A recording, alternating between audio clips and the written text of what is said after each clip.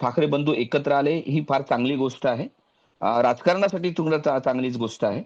आणि मराठी माणसांसाठी पण ती मुंबईतल्या मराठी माणसांसाठी चांगली गोष्ट आहे. मराठी मतांचं ध्रुवीकरण करण्याची संधी यामुळे निर्माण झालेली आहे. आणि त्याचा त्यांना मोठ्या प्रमाणात फायदा होईल. आपण दुसऱ्या पक्षात जात नाहीये, तर आपल्याच पक्षात जात आहोत. आणि त्या जाण्याचे राजकीय, आर्थिक, सामाजिक बरेच फायदे आहेत. सत्तेच्या जवळ जाता येतं. यामुळे मोठ्या प्रमाणावर आज ठाकरे गटाला, मनसेला सुद्धा सुरुंग लावण्यात एकनाथ शिंदे यशस्वी झालेले आहेत. मला असं स्वतःला असं वाटतं की दोन्ही ठाकरे जरी एकत्र आले तरी त्यांची सत्ता मुंबई महापालिकेवर येण्याची शक्यता मला कमी वाटते. सत्तेत येण्याची शक्यता भाजपचीच सर्वाधिक आहे. सर्वाधिक नगरसेवक पण भाजपचीच निवडून येण्याची शक्यता आहे. जर ठाकरे बंधू पराभूत झाले तर मराठी माणूस म्हणून जी एक ताकद मुंबईची आहे किंवा मराठी माणसाची मुंबई आहे, हा जो आतापर्यंतचा मराठी माणूस कंट्रोल करतो मुंबईला, अशा पद्धतीचं जे चित्र होतं ते मवाळ होईल.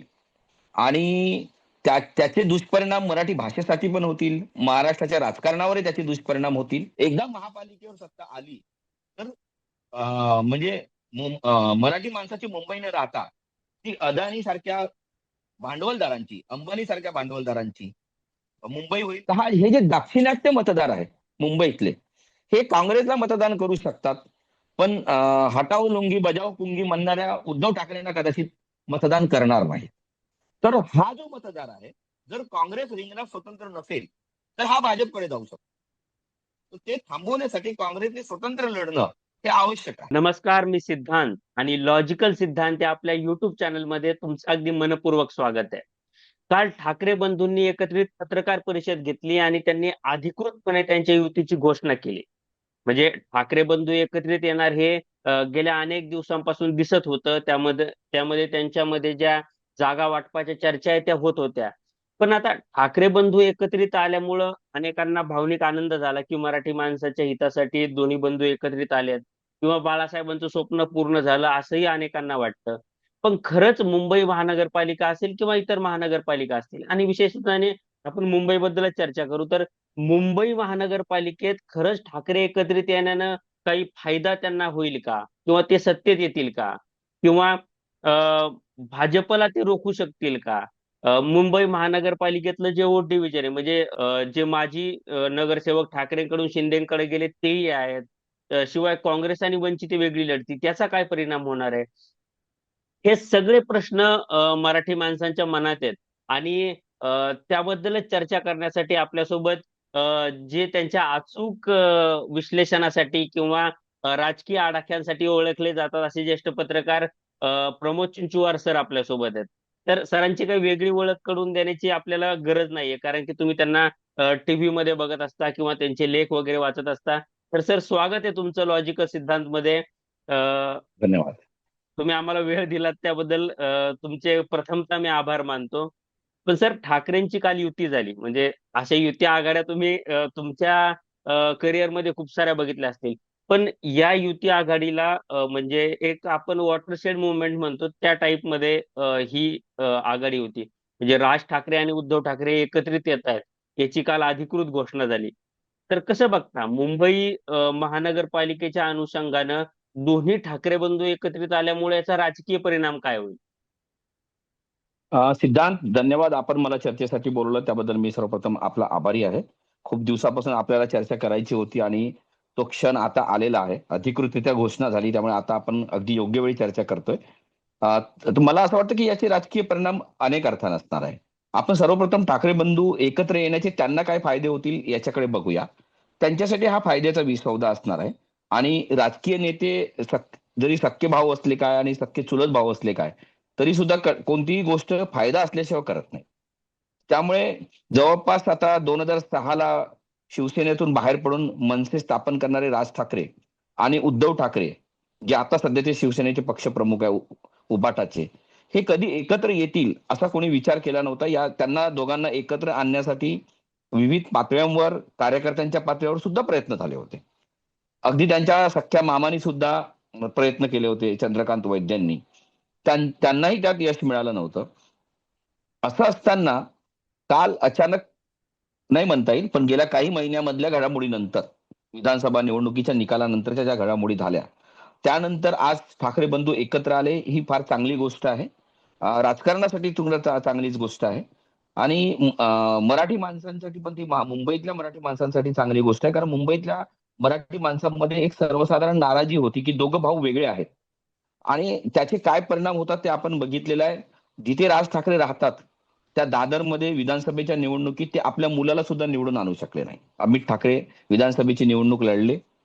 त्यावेळेला विविध पक्षात म्हणजे एकनाथ शिंदेचे प्रतिनिधी होते. त्याच्यानंतर शिवसेना उबाटाचे महेश सावंत होते, जे अल्टिमेटली विजयी झाले. आणि अमित ठाकरे. तर या सगळ्या याच्यात मनसेची ताकद जरी असली तरी ती मर्यादित आहे, हे सुद्धा लक्षात आलं. उद्धव ठाकरेंची ताकद जरी असली तरी त्यांना सुद्धा काँग्रेस राष्ट्रवादीच्या बळाची गरज आहे, हे या विधानसभेच्या निकालाने लक्षात आलं. त्यामुळे आधी ज्या प्रमाणात ठाकरे म्हणजे सर्व काही मुंबई होतं, आज तशी परिस्थिती राहिलेली नाही. आणि त्या दोघांचं विभाजन झाल्यामुळे त्याचा फायदा विरोधकांना होत होता. खास करून बीजेपीला त्याचा फायदा होत होता, कारण मतविभाजन होत होतं. उद्धव ठाकरे आणि राज ठाकरे हे दोघेही मराठी माणसांच्या मतांचं प्रतिनिधित्व करतात. अमित ठाकरेचा आपण मुद्दा घेतला की अमित ठाकरे हे निवडणूक लढले दादरमधून, परंतु स्वतः राज ठाकरे तिथे राहत असून मनसेची मोठ्या प्रमाणावर ताकद असूनही राज ठाकरे स्वबळावर त्यांना विजयी करू शकले. आणि उद्धव ठाकरे पण महाविकास आघाडीत असल्यामुळे महेश सावंत त्यांच्या विजयामध्ये महाविकास आघाडीचं पण योगदान आहे. ठाकरेंचं नक्कीच 90% वाटा आहे, पण 10% वाटा या बाकीच्या पक्षांच्या मतांचा पण आहे. त्यामुळे ती एका अर्थानं काट्याची लढत होती आणि शिवसेना शिंदे गटाचे उमेदवार तिथे होते, सदाभाऊ सरवणकर. तर या सगळ्या याच्यामध्ये ही लढत तिरंगी झाली आणि अमित ठाकरेंचा पराभव झाला. ती घडामोड कदाचित निर्णायक ठरली असावी. आणि की त्या घडामोडीनंतर दोघांना एकत्र आणण्याची प्रक्रिया वेगवान झाली आणि राज ठाकरेंच्या लक्षात आलं असावं की आपलं अस्तित्व जे आहे ते स्वबळावरचं अस्तित्व नाहीये. कारण आज भाजप शिवसेना युतीला मनसेची गरज नाहीये, महाविकास आघाडीला मनसेची गरज नाहीये. मग अशा वेळेला मनसे आणि म्हणजे राज ठाकरे आणि उद्धव ठाकरे एकत्र आले तर त्याचा फायदा त्या दोघांनाही होऊ शकतो. आणि ही निवडणूक ही कार्यकर्त्यांची निवडणूक आहे. कार्यकर्त्यांचा दबाव सातत्याने आहे दोन्ही पक्षामधून की दोन भावांनी एकत्र यावं. इतके वर्ष दोघाही भावांनी या दबावाला भीक घातली नाही, पण बदललेल्या राजकीय समीकरण बघता ही भीक घालण्याशिवाय आता त्याच्यासमोर पर्याय नाही. कारण लोकसभा चांगलं मत मिळाल्यानंतरही विधानसभेतली सत्ता ठाकरेंना गमवावी लागलेली आहे. आणि महापालिकेत 2017ला जी सत्ता होती ती 2022ला मुदत संपल्यानंतर आज महापालिकेची सत्ता पण ठाकरे घराण्याकडे नाही. आणि आज त्यामुळे खऱ्या अर्थानं दोन्ही ठाकरे सत्ताविहीन आहेत, कारण नगरसेवक कुठेच नाही, सत्ता नाही.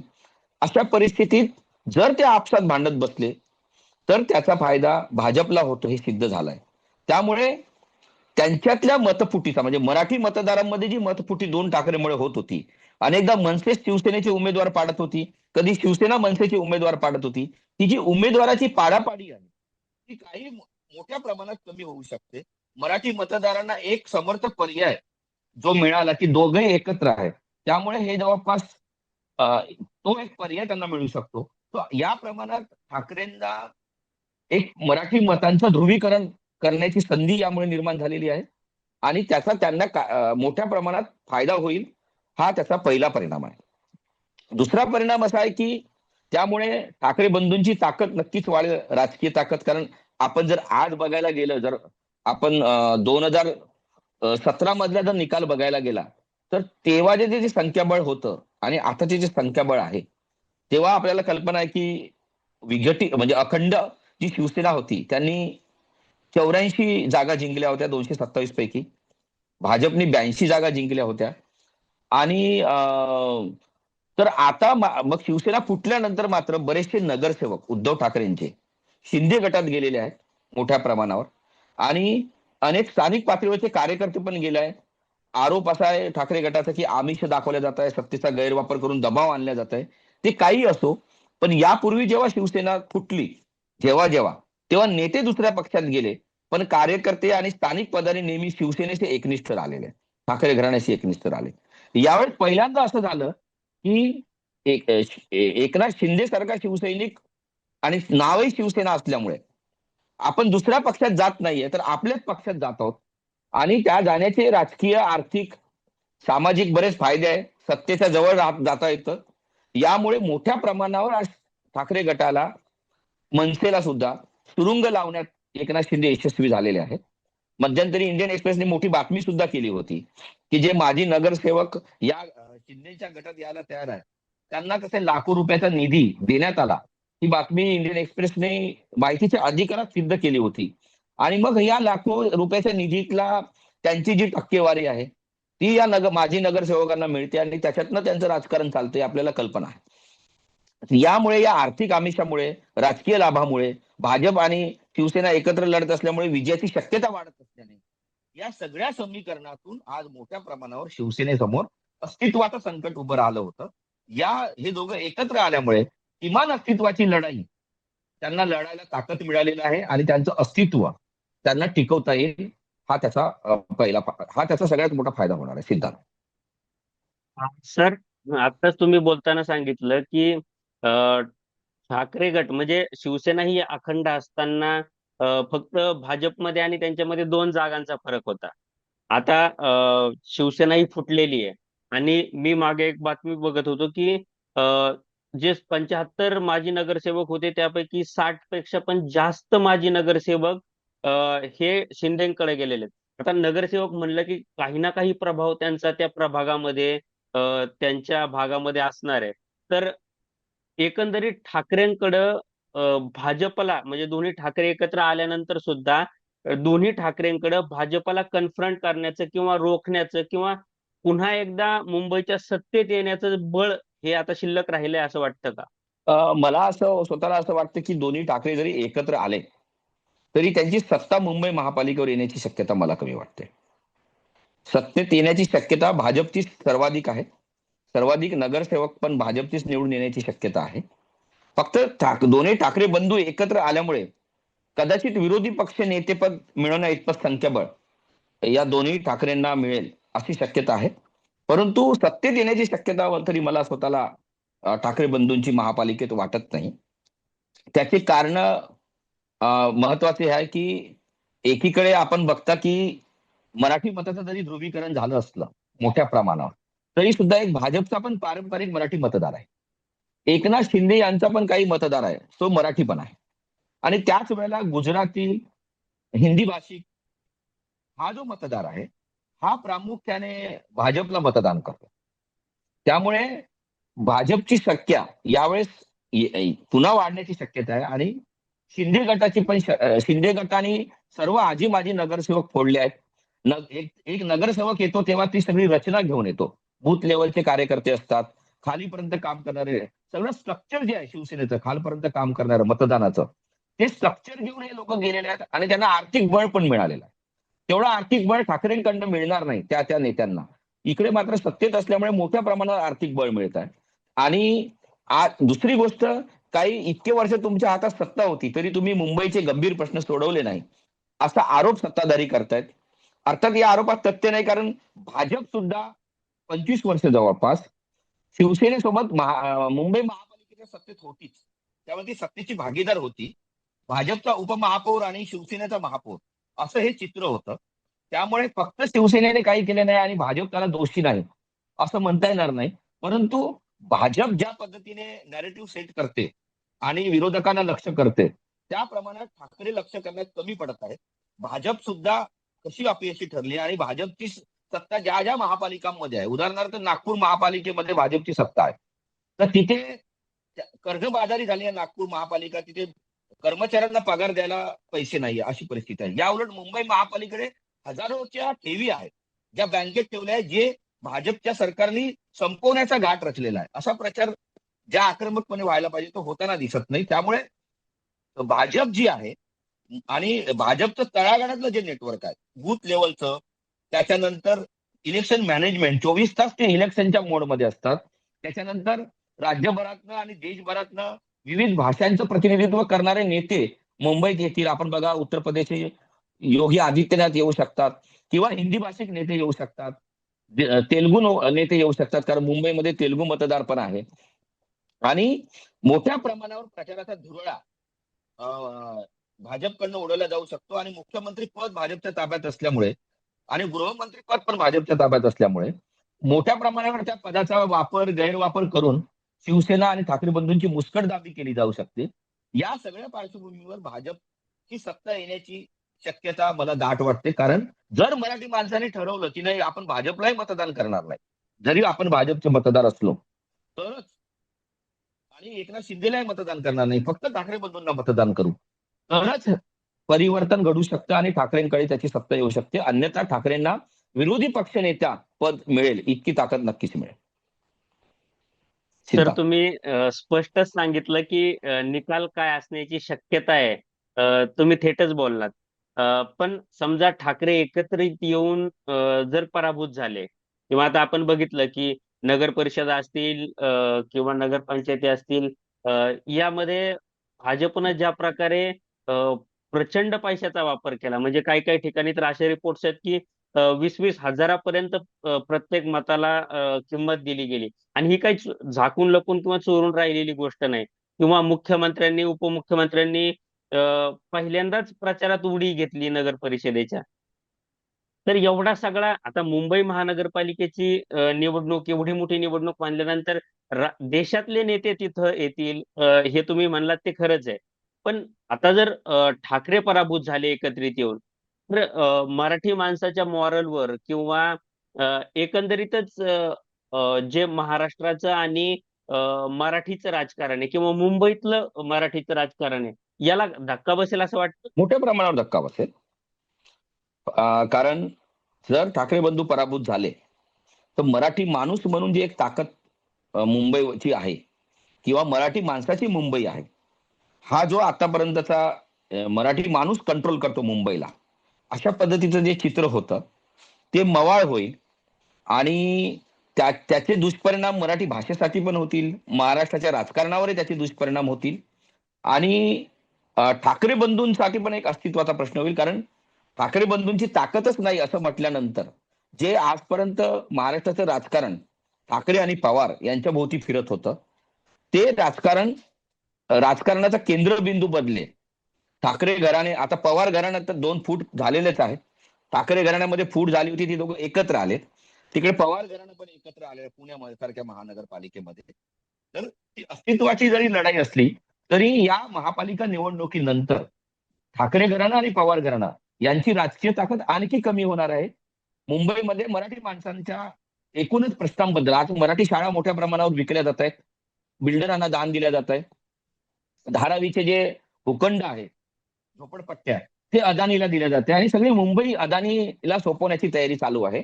एकदा महापालिकेवर सत्ता आली तर म्हणजे मराठी माणसाची मुंबई न राहता ती अदानी सारख्या भांडवलदारांची, अंबानी सारख्या भांडवलदारांची मुंबई होईल.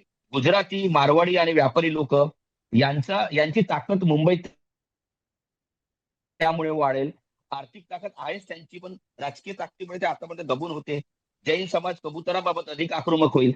आणि मग आजच मराठी माणसांना गिरगाव सारख्या भागात भाड्याची घरं मिळत नाही, उद्या पाठाही लागतील की मराठी माणसांना आम्ही घरं देणार नाही. कारण राजकीय ताकद असल्यानंतर आपोआपच ती हिंमत या सगळ्या गैर मराठी माणसांमध्ये निर्माण होईल. पण दुर्दैवाने मराठी माणूस विभाजित असल्यामुळे हे चित्र बदलेल किंवा हे थांबवू शकू आपण असं मला वाटत. सिद्धांत. सर, हा झाला मराठीच्या राजकारणावर किंवा मराठी माणसावर होणारा परिणाम, किंवा महाराष्ट्राच्या एकंदरीत राजकारणावर कसा केंद्रबिंदू बदलेल हा परिणाम. पण असं नाहीये की फक्त शिंदेच वेगळे लढतायत किंवा भाजप सोबत जात आहेत. काँग्रेसबद्दल पण आपण चर्चा केली पाहिजे की काँग्रेस आणि वंचित एकत्रित येण्याची शक्यता आहे आणि अजित पवारही वेगळे लढतायत. म्हणजे नवाब मलिकांचा मुद्दा करून भाजपनं त्यांना जाणीवपूर्वक महायुतीमध्ये घेतलं नाही असं बोललं जात आहे. तर अ, आपण जर बघितलं तर अजित पवारांचा आणि काँग्रेसचा मतदार हा मुस्लिम मुस्लिम समाज त्यांना मोठ्या प्रमाणावर मतदान करतो असं दिसतं. आणि अ, वंचितचं जर बघितलं तर दलित समाज मोठ्या प्रमाणावर त्यांना मतदान करतो किंवा एक गठ्ठा मतदान करतो असं आपण बघितलं बऱ्याचदा. म्हणजे एक ठोकताळा आपण आपल्याकडे मांडला जातो तो. तर जे भाजपच्या विरोधातलं पक्क मतदान म्हटलं जातं तेही मुस्लिम आणि दलित हेच आहे.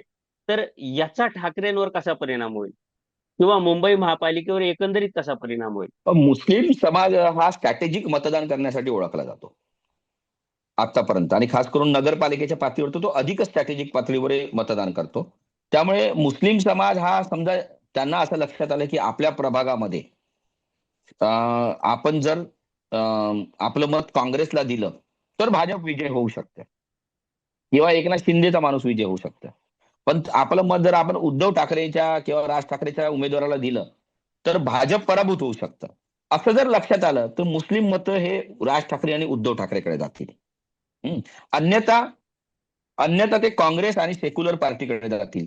पण याच्यातही मुस्लिम मतांना सुरुंग लावण्यासाठी समाजवादी पक्ष, एमआयएम हे सुद्धा रिंगणात उतरलेले आहेत. ते स्वबळावर लढत आहेत. त्यामुळे सेक्युलर पार्टींची सुद्धा एक आपसात स्पर्धा आहे. हा पहिला भाग आहे. दुसरा भाग असा आहे की काँग्रेस असो की अजित पवार असो, यांचं स्वतंत्र लढणं हा सुद्धा एका स्ट्रॅटेजीचा भाग आहे. हे ठरवूनच केलं जातं. दाखवत जरी असले की आमच्यात मतभेद आहे, आम्हाला मनसेसोबत जायचं नाहीये, पण काँग्रेस स्वबळावर लढणार हे फार पूर्वीच ठरलं होतं. ती महाविकास आघाडीत राहू नये. ती याच्यासाठी आहे, त्याच्यात महाविकास आघाडीचा फायदा आहे. कारण काही वोटर असा आहे जो सेक्युलर वोटर आहे, तो उद्धव ठाकरे आणि मनसेला मतदान नाही करत हिंदुत्वाच्या विषयामुळे. मग त्यामुळे मग तो मराठी पण आहे काही प्रमाणात, काँग्रेसचा एक पारंपरिक मराठी मतदार आहे. त्याच वेळेला तो उत्तर भारतीय मोठ्या प्रमाणावर मतदार आहे. दक्षिण भारतीय मतदार काँग्रेसचे आहेत. कारण दक्षिण भारतामध्ये भाजपपेक्षा ताकद काँग्रेसची अधिक आहे तुलनेत. म्हणजे आंध्रात तर सत्ता आहे, कर्नाटक म्हणजे तेलंगणात सत्ता आहे, कर्नाटकात सत्ता आहे, आंध्रमध्ये प्रमुख विरोधी पक्ष आहे, तामिळनाडूमध्ये काँग्रेस आहे, केरळमध्ये प्रमुख विरोधी पक्ष आहे. तर हे जे दाक्षिणात्य मतदार आहे मुंबईतले, हे काँग्रेसला मतदान करू शकतात. पण हटाव लुंगी बजाव पुंगी म्हणणाऱ्या उद्धव ठाकरेंना कदाचित मतदान करणार नाही. तर हा जो मतदार आहे, जर काँग्रेस रिंगणात स्वतंत्र नसेल तर हा भाजपकडे जाऊ शकतो. तर ते थांबवण्यासाठी काँग्रेसने स्वतंत्र लढणं हे आवश्यक आहे. म्हणून हा जो मतदार आहे, म्हणजे गुजराती मतदार पण काही प्रमाणात काँग्रेसला मतदान करू शकतो, हिंदी भाषिक करू शकतो. कारण हिंदी भाषिक राज्यात पण काँग्रेस आहे, त्यांचं पण काही एक वोट बेस आहे. तर आणि समाजवादी पक्षाची पण काही वोट बेस आहे. तर हा जो मतदार आहे, हा मतदार भाजपकडे जाण्यापासून रोखण्यात काँग्रेस मोठी योगदान देणार आहे. त्याचा अप्रत्यक्ष फायदा ठाकरे बंधूलाच होणार आहे.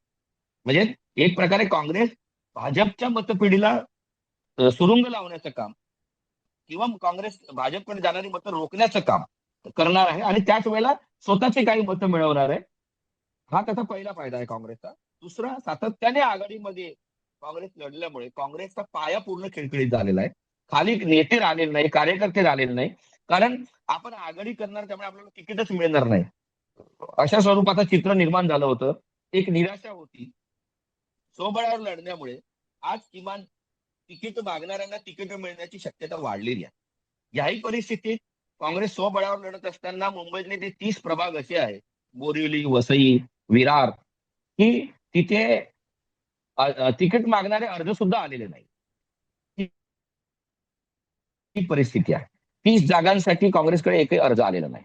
तर त्यामुळे ही सुद्धा चिंताजनक स्थिती आहे. जसा रोल काँग्रेस प्ले करणार आहे, तसाच रोल महायुतीमध्ये अजित पवार प्ले करणार आहे. हे पण एक सेक्युलर मताचं प्रतिनिधित्व करतात. त्यामुळे जे काँग्रेसकडे जाणारे सेक्युलर वोट आहे, मुस्लिमांचे आणि बाकीचे, ते थांबवण्याचा प्रयत्न करणार आहे, मराठी माणसाचे सुद्धा. त्यामुळे हे सगळे एकमेकाला काउंटर करण्याचा हा प्रयत्न आहे. या सगळ्या मतविभाजनामध्ये ही सगळी, आधी राजकारण हे बेरजेचं होतं, आता वजाबाकीचं झालेलं. त्यामुळे कोण कोणाचे मतं वजा करतील आणि मग या वजाबाकीतून कोणाला फायदा होईल, त्याच्यावरच येणारं आगामी निवडणुकीचे निकाल केवळ मुंबईतच नव्हे, की संपूर्ण महाराष्ट्रात अवलंबून राहतात. सिद्धांत. सर, आपण या सगळ्या विषयांवर चर्चा केली. म्हणजे ठाकरे एकत्रित आल्यामुळं काय परिणाम होतील, ठाकरेंना किती फायदा होईल, मुंबई महापालिकेच्या निकालावर कसा परिणाम होईल, काँग्रेस वेगळी लढल्यानं त्याचे काय परिणाम होतील, अजित पवार वेगळे लढल्यानं त्याचे काय परिणाम होतील, किंवा एकंदरीत भाजप सत्तेत येण्याचे चान्सेस किती आहेत, या सगळ्या विषयांवर तुम्ही जे विश्लेषण केलं, किंवा अगदी स्पष्टपणे, म्हणजे तुमची जी ओळख आहे त्या ओळखीप्रमाणे तुम्ही जे स्पष्टपणे मांडणी केलीत, त्याबद्दल तुमचे खूप खूप आभार. आपण असेच बोलत राहू, तुमचा वेळ आम्हाला मिळत राहील, अशी मी अपेक्षा बाळगतो. तुम्ही आमच्याशी बोललात त्याबद्दल खूप खूप धन्यवाद. धन्यवाद, धन्यवाद सिद्धांत.